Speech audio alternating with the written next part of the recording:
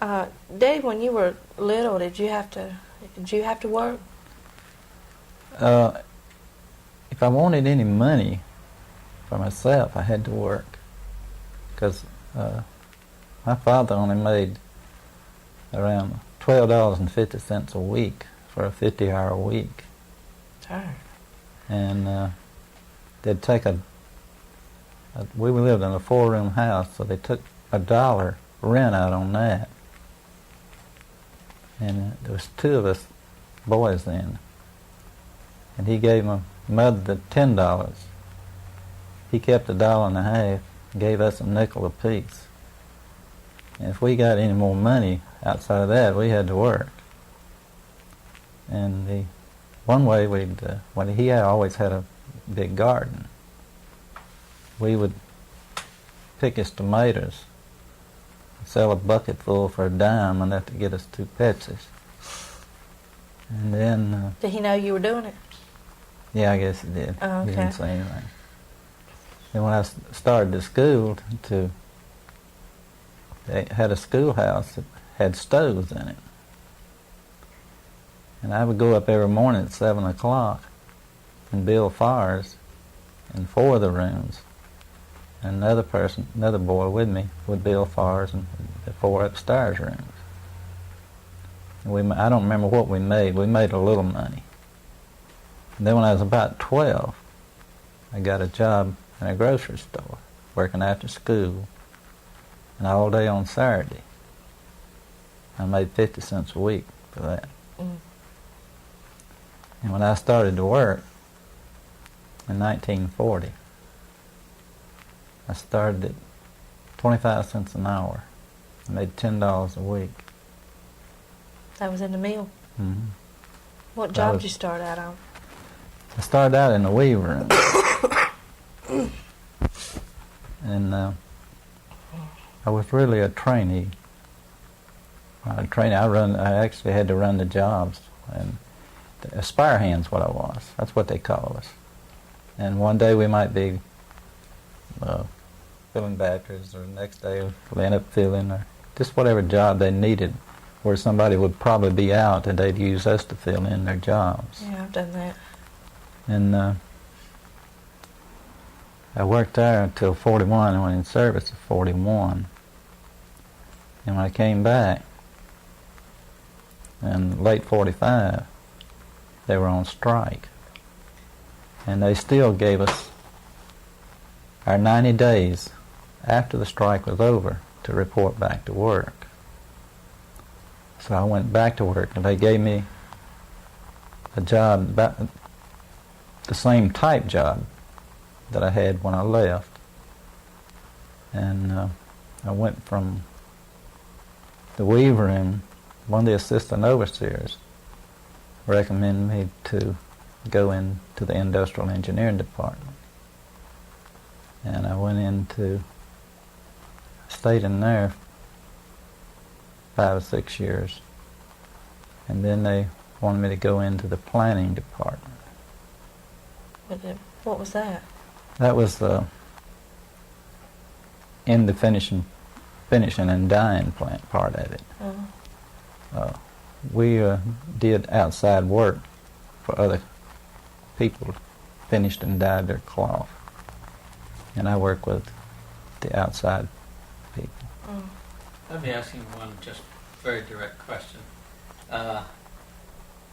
If you were asked what they were striking for in 1934, what would you answer? Probably better living conditions. Just say, I think the strike in 34. I think the strike in 34 was to improve living conditions, plus getting them out of controlling people's life.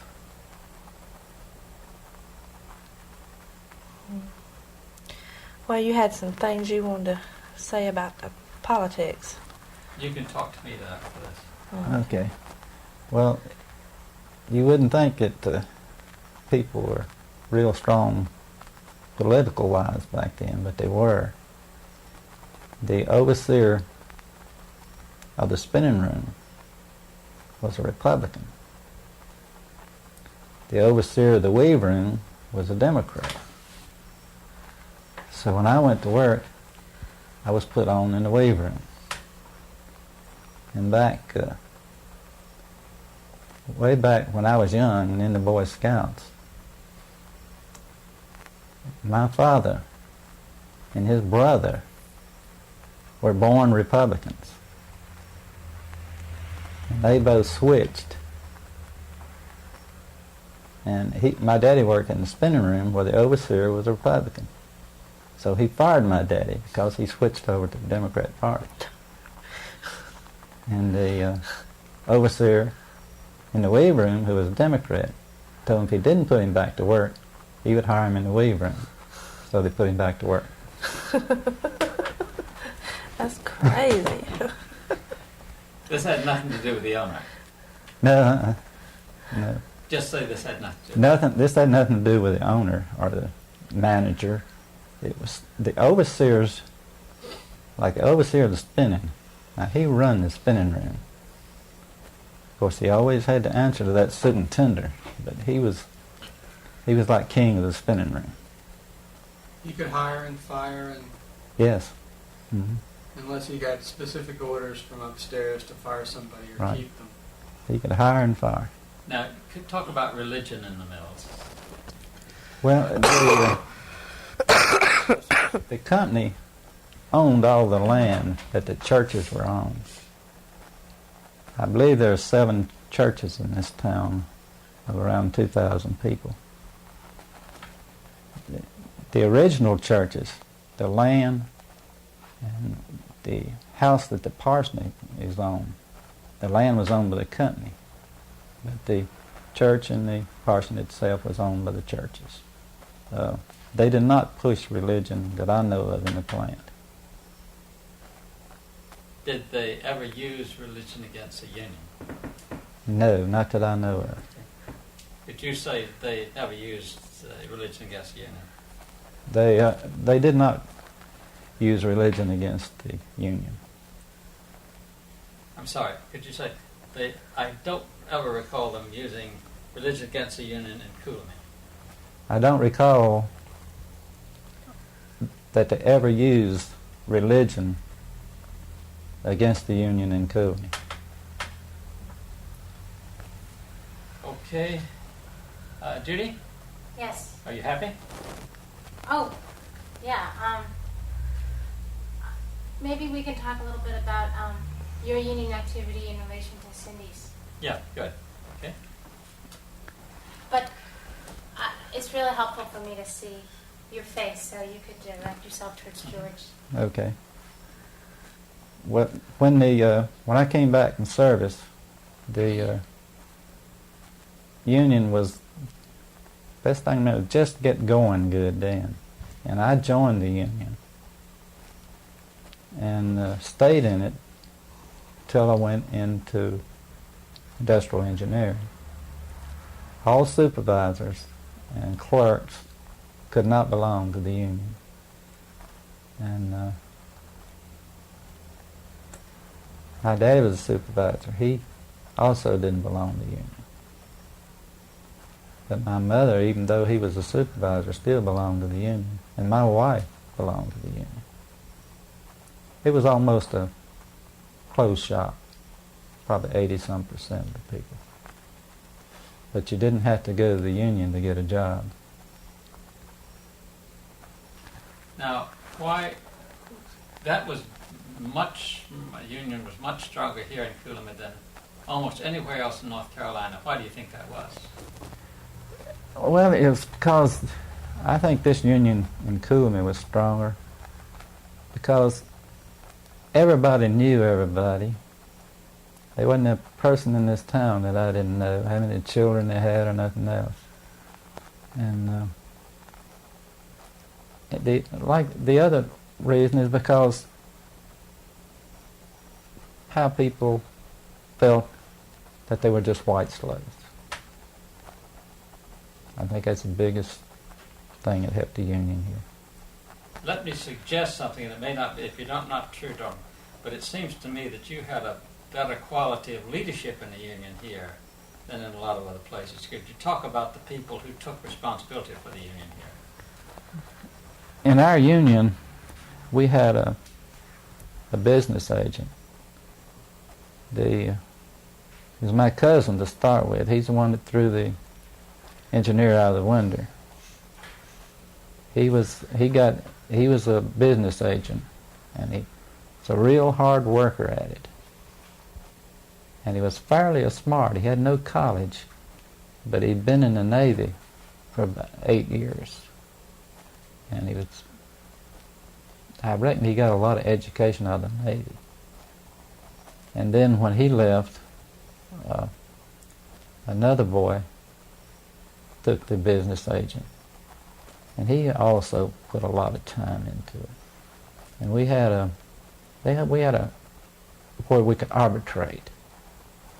And this union had the money that if an arbitration come up, they had the money to pay the arbitrators to come in and take care of it. And the company got more lenient after the union was formed too. Okay, anything else? Cindy, is this news to you? Yeah. I never really knew that my family was even involved in the union. As a matter of fact, I always thought they were antis, kind of looked down on me for my union activities. But, this is real big news to me. I found out my grandfather helped organize. My father was in the union, my mother. Well, I was only in the union so long, but I seen what it did for this town. And I will not kick a union. I never have. I think maybe some of them maybe got a little out of hand, I don't know, but they really helped this town. It pulled it out of the backwoods, you might say. Now, when you were going to school, did you get any education about unions? No. Say that. I didn't even know a union existed. I didn't have any education about a union. But, I can tell the difference between when I was growing up and when Daddy was growing up, and it looks like the union made that difference. Because it was none of this superintendent running the town or anything like that. I think that's great. Cut. Okay, I think we've got it. Okay. We've got enough nutties? Yeah. Okay. What I mean by nutties, you've got 1 minute, you see? Why don't you get nutties on that? George. Yeah? Did you tell us all about where the union office was? No, we'll get that when we go. Okay. Could you be looking at... Could you just look at her and sort of, as if you're listening? Oh, Turn okay. towards her and act like you're sort of like Okay. Yeah, deeply engrossed in like that, conversation. or can you nod at me? Yeah. I remember this from the last time. Yeah. This lady's done this before. I'm an experienced naughty. Got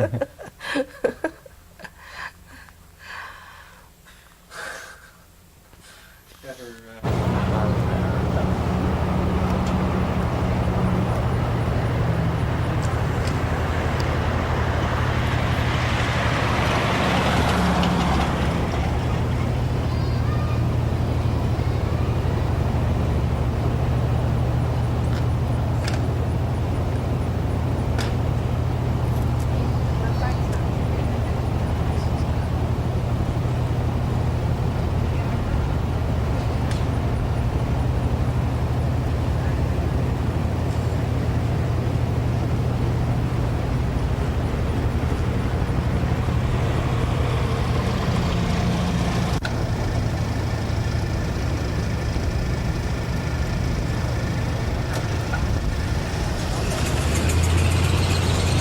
Did it blow a whistle? It blows inside the plant.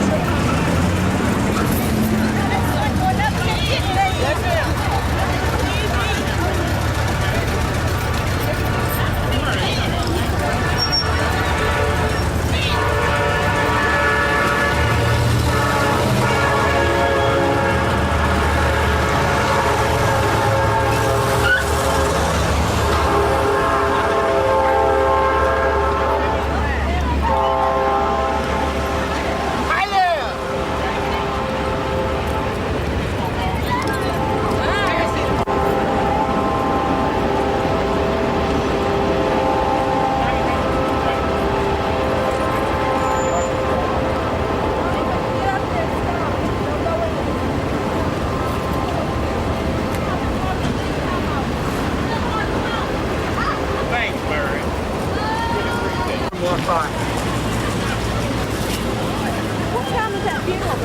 2 o'clock. So what time we gonna get together? That's been my week. Hopping on television. Hopping on television. So that was me hopping on television. How about that?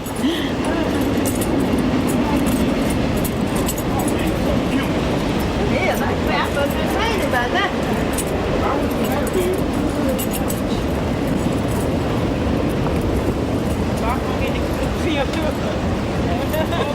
There you go. Boogie in front.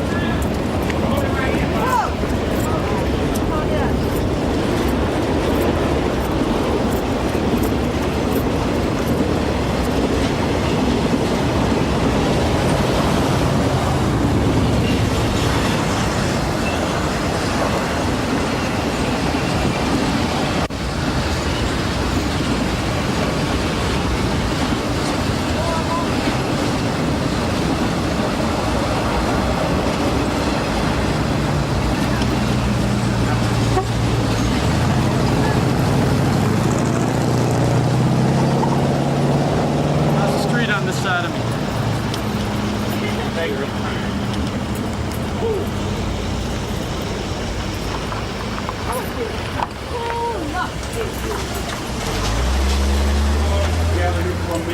Just mingle, right? A little chat. Yeah, just a little chat. That's it. Right there. Come on up. Hey, Johnny. Thank you so much. How you doing, Did balance. Hi, I'm May. That's Mary. That's May. Hi, how you doing? Judy? Good. You heard you left? 4 steps in Greensboro. Good. Put a check in the mail. Forget the letters. What's so important about now writing all these letters when the letters should have been written was Well, when they- everybody's telling me that the letters are making them look guilty instead if they were That's doing exactly what what they were I supposed said. to be doing. Yeah, Great. Instead of writing all the letters, Cindy, what you they ought gonna to lead do some is kind of just, discussion? if they're not guilty, they can just sit back. They should have You written can it talk and plant get the rules or point something, across. right? It would have been Talk squared about away Randy's by grievance he now. had. It was right now. Unless they Huh? Well, everybody that I've talked to has said that they're Talk about showing money. guilt. What how's things now? I mean, is it better? Seem to be an attitude change of supervisor. You know, we never I got heard that Barbara say bad cuts damn is totally in different. 2 months. Walking Yeah. through and, you know. The first shift supervisor out there is totally different too. Oh, Jim Taylor, he's, we filed a couple grievances, you know, for, you and, what's his name? Walls, Gene Walls. And Gene Walls. yeah, and Gene's just been just as nice as he can be. Oh, okay. About 3. Really? Yeah, he has his whole attitude Okay. Well, changed. thank you for this. You're welcome. Yeah. See, they gonna see that lady. So that's the lady who won't holler. Right on. Where you at? Working at cornmeal. Where's the phone bill? They hit the lottery, you gonna get the hell out of home. What's on there? Let's see some cornmeal I somewhere heard else. that. Good. Grab your chair, Brenda. I need to wait a minute before you listen to my No, I was getting ready to say, do you want a chair to put your leg in? No, I ain't gonna be here that long yet. I don't know.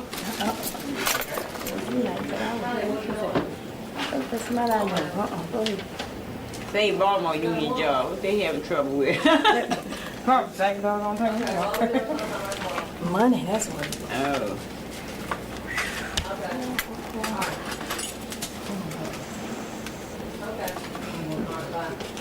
Okay, Jim. We can start. His house is all on. Oh. I know everybody lives there. You know, but doing some stuff at my grandma's house, and I was talking to my daddy and my grandma, and they were telling us what it was like to, before the unions came in, what it was like to work for the company. Said that the plant superintendent more or less ran the company, ran the town. You know, if you wanted a place to live, you had to go to him and ask him. And if he wanted you to have a house, you could have a house. If he didn't, then you didn't get one. And he put you at whatever part of town he wanted to put you in. You know, if he said, like, if he liked Brenda, he'd put her in a good section of town. If he didn't like you, then he'd put you in a bad section of town. You know, everything depended on that. Well, I'm glad he liked me. And they said that when my grandfather was made a supervisor, my grandmother said that one day men from the company came to the door one day, knocking on the door, said, "We're here to remodel your house," you know, because he'd been made supervisor. So they didn't have any choice in the matter. They came in, remodeled their house, and their rent went up. Automatic. You know, I just wonder, you know, if it was like that around here too. Was you working here before the union? Yeah. Well, tell us some things. Yeah. Well, what do you want to know? I worked here. Well, we want to know from the beginning. I come to work here in 1946. Was it like that here? Some of the things was still like that, yeah. But when I came to work here, Claude Morris owned a mill, and it was not Cone Mill. It was Salisbury Mill. Mm-hmm. And they had a company store right here in this building. That's great. And I've come to this building and got 2 gallons of cans of kerosene and carried them back in the plant to wash and clean the machinery with it. Well, when did it turn to coal mills? Well, Cone bought it out. They had stock in it, but they took over main stock in it when Mr. Claude Morris got real old, and right before he died. And his 2 sons, Stedman worked in Greensboro, and the other one worked here for years. What did it take to get a mill house? Well, now, I don't know. My mother lived in a mill house when I was born. I was born in a mill house. You still live in one, don't you? Do you remember I bought one. Yeah. Did you? Have you always lived around here, right around this hill? I was born right here. You remember what it was like when you were little? Yeah. It was back when I was little, when I was young, before the Depression, and when the Depression came, it was hard. It was hard. How would you compare the pay now versus what you made then, as far as, I know it's different, but would it go as far? Times are different. Pay back then would just about go like it is now, but it's a little harder now, I think. So you would say back then it was tough, but it's even harder now? Yeah, but back then you couldn't afford nothing but pinto beans and fatback. Okay. That's a fact. Did you buy that? Did you have to buy that in the company store? Well, yeah, we did. Did you? Until TC, our owner, opened up a store out here across the railroad. Really? Yeah. How were the prices? Were they? Well, now you could buy a slab of fatback this big and that big square for a dime. And stuff like that. But, So was it? But that was when times were hard. You didn't have many dimes. Yeah. Okay.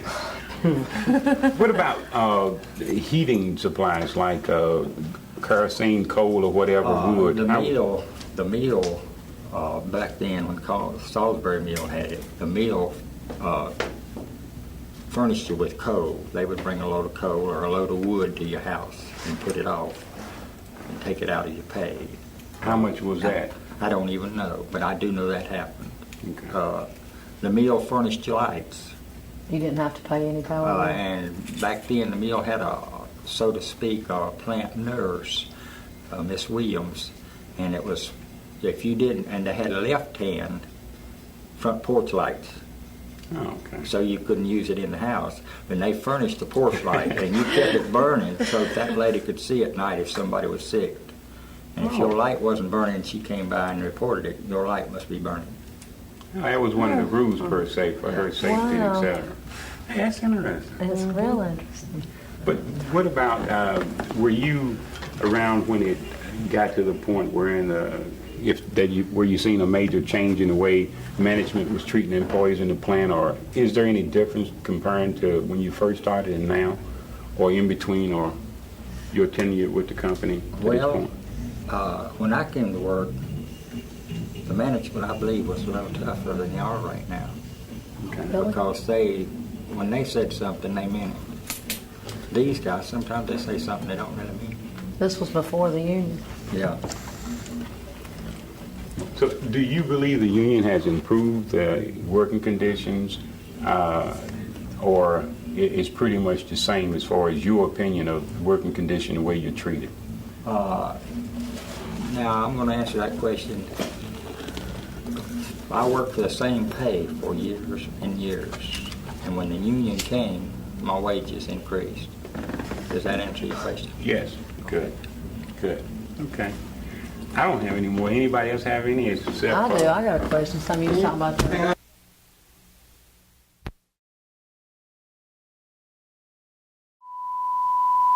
In 34. Well, the only thing I know, my mother was working here, and she honored the picket line. She would not cross it. And they was off on strike a good while. I do know this for a fact. I was a young boy. Two of the fellows crawled over the fence. Claude Morris locked the gate when the strike started. Two of the fellows crawled over the fence and went into the plant. He sent in the plant and put them back out the fence. They crawled over to go to work? Yeah. And these was, I know that happened. Do you know the purpose and the reason why he locked the gate so people couldn't get in? I do not know. All I know that he did lock the gate, and the man that crawled over the fence and went in told me he did, and said they'd come in and put him back out. I worked with him. In the 34 strike, can you remember how things was in the household if you was a kid, and how things was? Did things get pretty tough as far as meeting, the needs, the groceries and et cetera? Well, no, not really. I admire Claude Morris,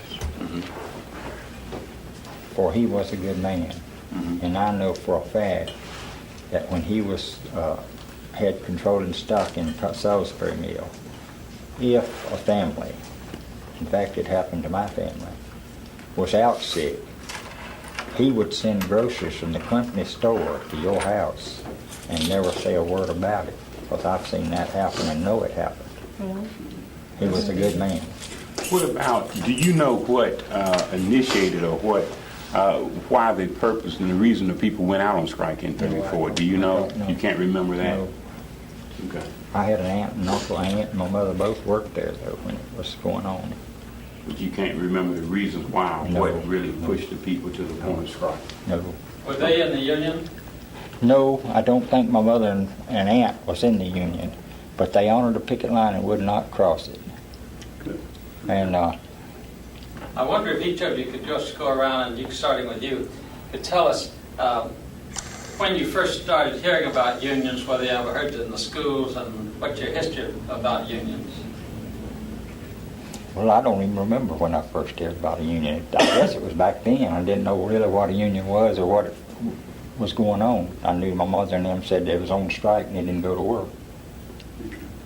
Mary, your knowledge of the union, your first knowledge of it? Well, I think it was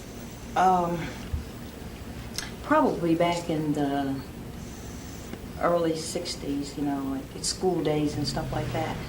I'd probably hear about it over radio or TV, and no, I was not familiar with it or what the purpose was. Not really. I just wasn't into that at the time. Well, I'll say about 65 when I first heard about a strike. I didn't know what a strike was. I just thought they was just striking at something, But now I really understand what it's all about. I guess when I started work, I started hearing stuff about unions and strikes and stuff. Did you first started work here or somewhere else? Somewhere else, at County Mill. Okay. I heard about, union strikes and all that, but I didn't know what it were. I didn't know. Okay. Do you have any reason to be afraid of it, afraid of unions? No, I wasn't afraid of it. I just didn't know what it was. Well, when I worked at Cannon, I heard about strike, but they say I didn't know what it was. I was just going by what other folk were saying for that part. Your knowledge of were you there when they tried to organize Cannon in the early 70s, in 70 and in 85? I'm seeing. You was here then? Mm-hmm. Okay. Yeah, I'm just calling I was. The first time I heard about unions, I guess, I had heard my dad talk about them. And then I went to work at Cannon Mills. Sorry, let's go back there. Start again and tell me what your dad said about unions. Oh, well, I don't really remember exactly what he would say about it. He would say something like... Start again and say your daddy. Okay. I remember my daddy talking about unions, and I don't really remember exactly what he would say. I know he would come in and say, certain unions on strike or whatever, and I didn't understand it. And then when I went to work in Cannon Mills in 73, they were running an organizing campaign, and I was into it. I wanted to find out what it was all about, so I got interested in it and stayed with it, and the union wasn't voted in, and I was threatened for being, active in it, and all. My supervisor hauled me in the office and told me, "You're going to be fired." I said, "Well, fire me now, And then when I come to work here, first thing I did was sign a card, and I really didn't get active though until I had to file a grievance, and then I really got active then. I was shop steward, and then last year I run for vice president, and I won that, and I believe in it. What gave you the courage to tell your boss that? Back in 73, Bob Freeman, one of the organizers, he told us what our rights were, and I believed him, and if he tells me this is your right to do this, the man didn't have a reason to lie to me, and it's something I believed in. So, I don't know what I'd done if they really would have fired me. I'd have went crying to Bob, I guess. They fired me. But they didn't. They just, he just told us, you can't hand out this literature, and then I told him when I could. I can on break time and in the restrooms and things like that, and he just kind of shut up. But they watched me. They looked for me to make mistakes, but I made sure I didn't. Okay, you said? Yes, my first knowledge of the union was in my early teens. My father was always a supporter of organized labor, and that was in the late 60s. From that, I didn't know anything. I'd never heard a lot about it in school. They didn't teach a lot about it in schools, in the southern schools, which was predominantly black at that time before segregation. Then after I got up to a teen, I started working. I started hearing about unions and somewhat got involved with it through the media and radio and somewhat to that nature. Then when I went to work and I left North Carolina, went to work in Alexandria, Virginia. I stayed in Washington, D.C., and I joined the Teamsters there, and I was 19 at that time. And I got familiar with the union at that point in time, and when I moved back south in 72, I started then involved with the union, very little bits and pieces of it about Cone. And then in 79, I become very active in it and have been active ever since. And that was my knowledge of the union to this point. Now, a lot of the white people who have been in unions have heard from their parents and grandparents that a lot of people got in trouble in the 30s and don't want to have anything to do with it. Your people didn't have a chance to be in the union in textiles until the 60s. Do you think that's made a difference in the response of blacks against whites in the union? If I follow your question correctly, yes, I think that has an impact on it because... explain what you're talking about. What I'm talking about is the difference between the black, per se, more or less movement toward the union movement versus the whites. And in the early 19th century, what I'm saying is 1938 and 40s and 50s, blacks were not allowed to work in certain particular parts of the mills and certain jobs, definitely, which we're aware of. And I believe now, since the 60s and the 70s, blacks have had an opportunity to come in and to, seek other opportunities, other jobs, and that has made a difference and possibly have some degree of effect on the black-white racial balance in the unions. Yes, I do believe that. Well, I never heard of a union until I came to work at Cone Mills. And when I came to work here, I knew there was a union here, but you didn't see any union activity. You didn't know, you didn't have anybody to go to if you had a problem, but we did work under a contract. And the union started activity around 1979, I think it was. And I got involved in the union then, and I got involved in it, but I really didn't understand it then. You know, I'd get mad and say, well, you know, I'm getting out of that union. They're not doing anything for me.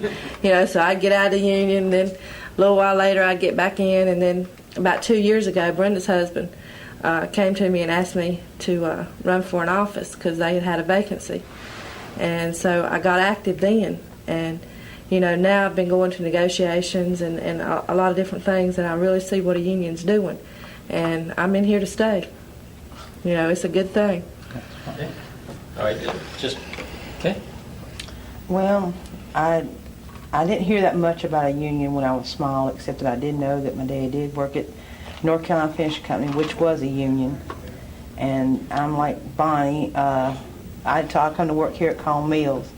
I joined the union, but I didn't get involved until I had a grievance. That's when I started getting active. And that's when I started learning, you know, our rights and what we could do. And, you know, I'm like the rest of y'all, I believe in it, and I'm going to stick to it, and that's it.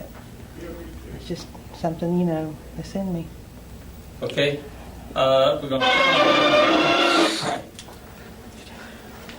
Okay, could you start telling us tell them what they're going to see, and then we'll start it.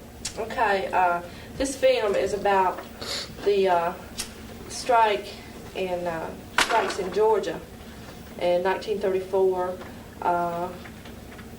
This is all over the country in 1934, and this happens to be a scene from Gastonia on Labor Day. Oh, okay. Start again. Tell them about this first. Yeah, just tell them about the strike, the 34 strike all over the country, and then we're going to see some scenes from the South, and this is Labor Day in Gastonia. Okay. North Carolina, right? We're going to see some footage that was taken from the 1934 strikes all over the South, but first we're going to see a film of the Labor Day parade in Gastonia.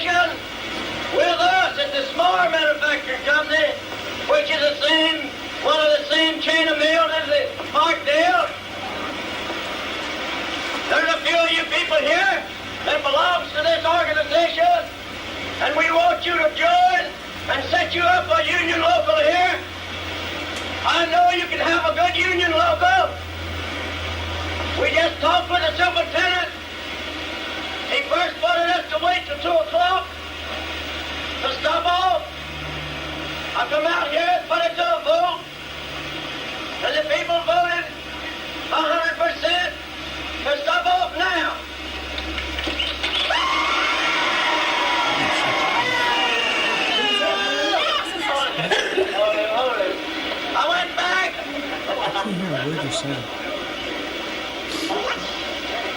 I went back in another conference with the superintendent, and he asked me how long we'd give him to stop off, which we realized that we have to give him time to raise their weights, take care of the roller, because we want to work again. But we want better conditions when we work again. What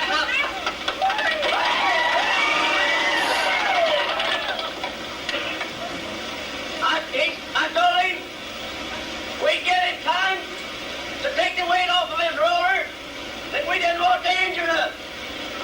And he asked me if we'd give him till 10 o'clock. And I told him yes. He said he'd stop off at 10 o'clock.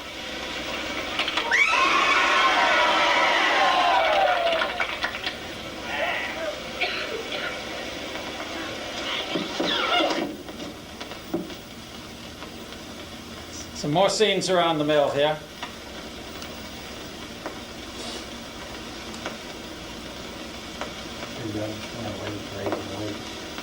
Yeah.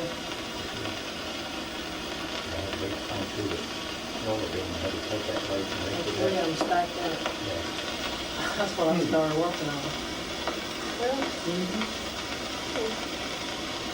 roller weights. Is that tough, John? You know, we got the lockdown rollers on the ones that I first started on. We didn't have a lock. I had a hook that come up between the rollers. I had 3 heavy weights that hung down in behind the ends, you know, underneath the frame.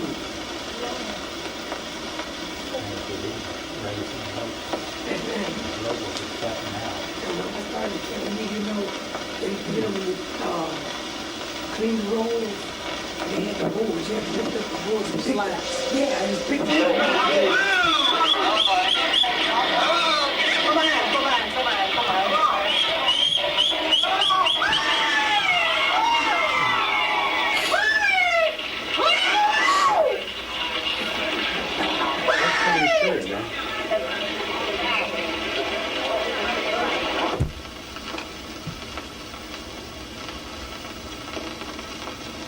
This is in front of the what's now the Firestone plant. The gas stone.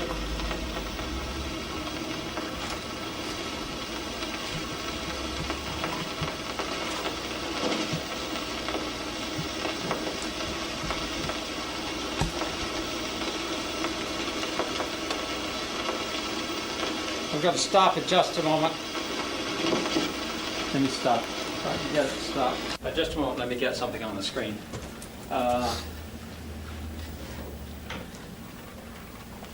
This is not working from that distance.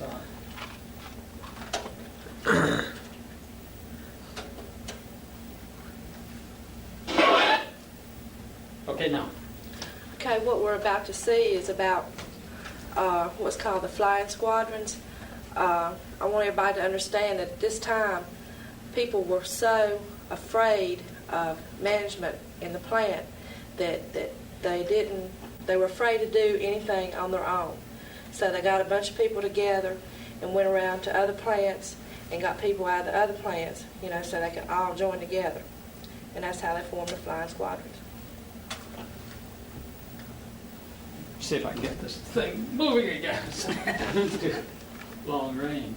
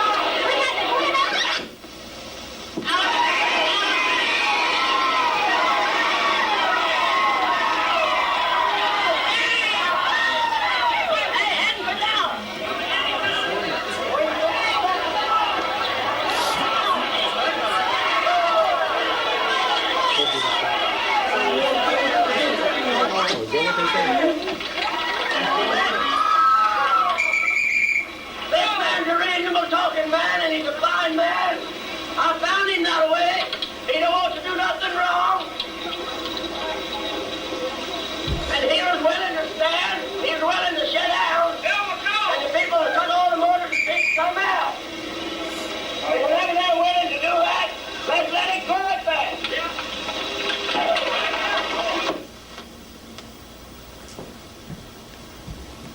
Going ahead just a moment.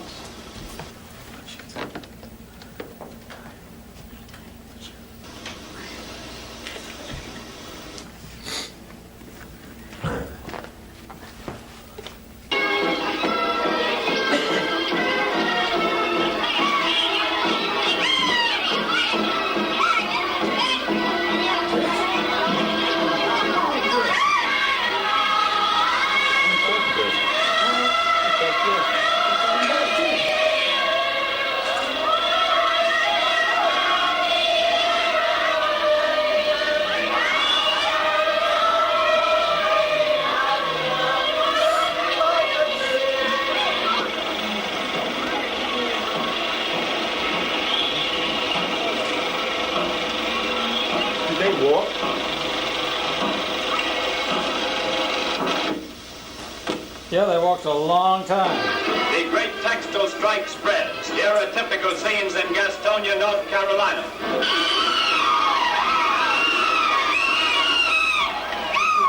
With the total on strike nearing 500,000, over 200,000 are out in the southern states where already lives have been lost and many wounded. At the first reports of bloodshed in the Carolinas and Georgia, President Roosevelt appointed a special mediation board in an effort to end growing disorder.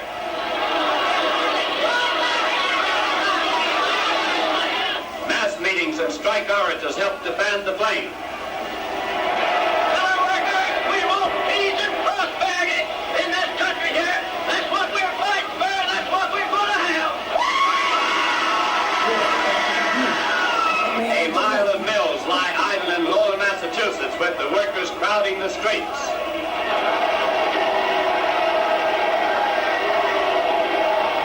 Police stand guard in dozens of cities throughout New England where over walkout. The crisis was growing graver as these films were issued, but federal intervention brought hope of restored peace. You notice that the newsreels were very much anti-union. Did you notice that? I did. Yes. Right on. Talk about that. They make it look like the unions are the bad guys and we're in there causing problems.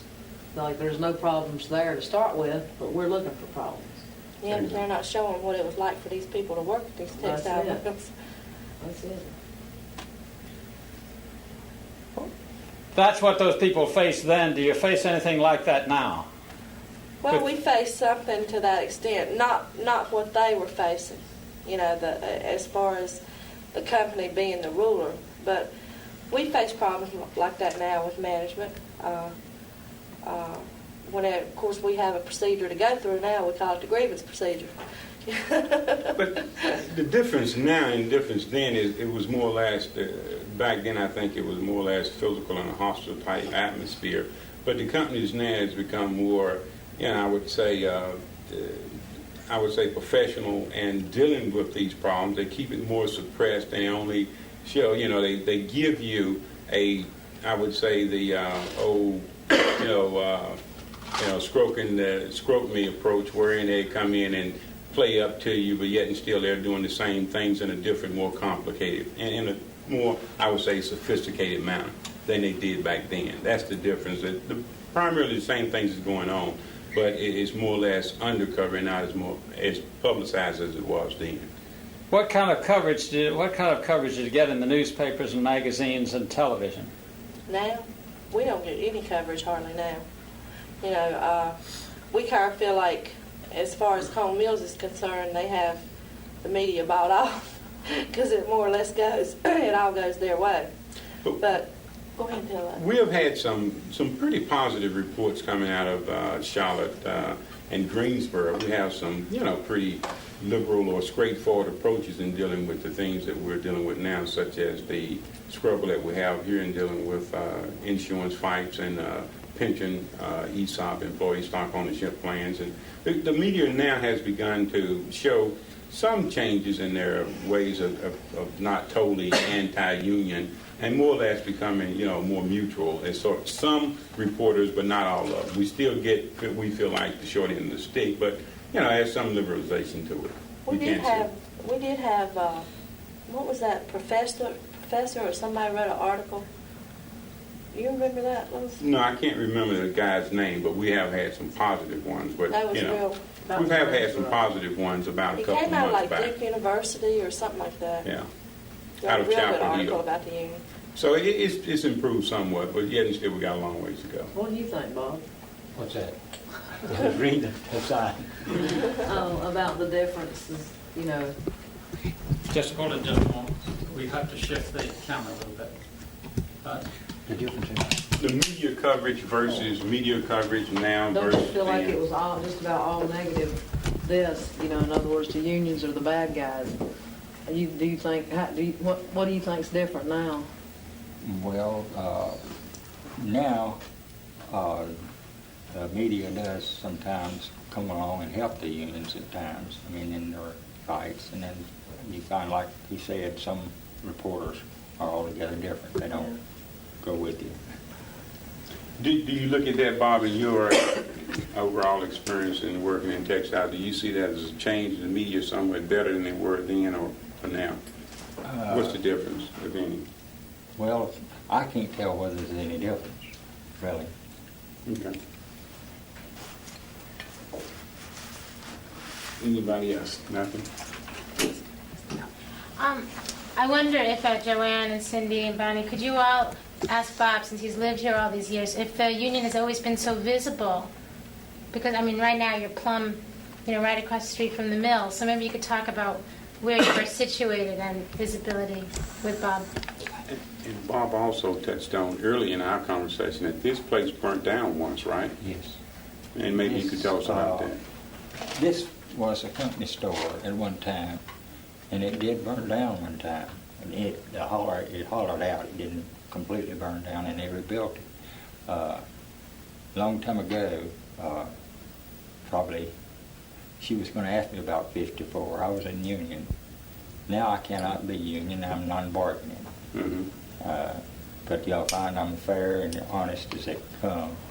And I was in union, and I was in a strike in 54. I did stand at the gate and show the people how I felt. Some of my friends was hollering, calling people names, scabs and things like that. And I didn't agree with that. I told them, I said, we got to work with them. We got to win them in our way. You'll do more standing here and letting them know you're dissatisfied with the conditions. Just standing here silently, seeing them doing things they shouldn't, than to call them names.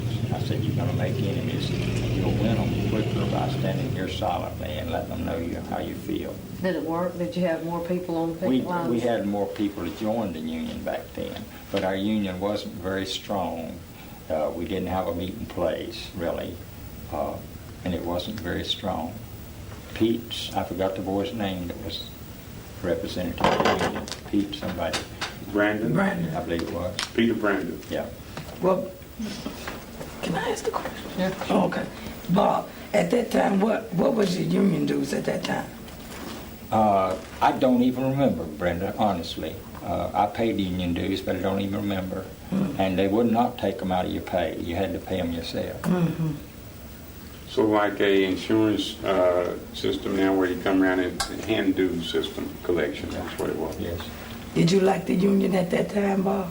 Well, I believed in it. I was right in Most there. I times was a committeeman. I sat down and talked to Mr. Cone just like I'd talk to you. We feel like we're pretty active right now. Do you, Bob? Do you think the union has ever been this active? No. Even in the 50s when you had a strike? No, we wasn't strong back then. But I see you're active now. Okay. You see, I'm kind of biased. I'm non-bargaining. I cannot belong to the union. But I think you'll see that I do believe in the union. I did tell you that my wages started raising when the union came. Well, since y'all, excuse me, since y'all didn't have a place to meet, what did y'all do, meet in each other's homes, different homes? Or? We met in different places, yes. Was that design or just because you didn't have a place to meet? Were you afraid of, we were talking about earlier about the union is now more visible. Were you afraid to meet publicly or? No, I was never, now I don't know about the others, but you'll find I've never been afraid of nobody or nothing. Mm-hmm. I was in World War II. Come out of World War II, worked in a bakery, quit the bakery job, come to work at Cone Mill. And I have talked to supervisors, I've talked to Clarence Cone, and expressed my views. I've never been afraid of nobody, and right now, I'm not afraid of nobody. Good. You see, I've worked long all my life, and I'm old enough to retire. I should have done retired, No, you should. but I haven't. What about your coworkers back then versus now? In your opinion, is there more fear when you mention union, or in the South predominantly the unions has been more or less not able to come out, and people have a tendency to be fearful of the union due to, the company and the bad publicity and the bad things that they heard. Do you think people are more open now than they were back in those days? Yes, they're more open, and they're standing up for their rights. Okay. So back then, people I think it costs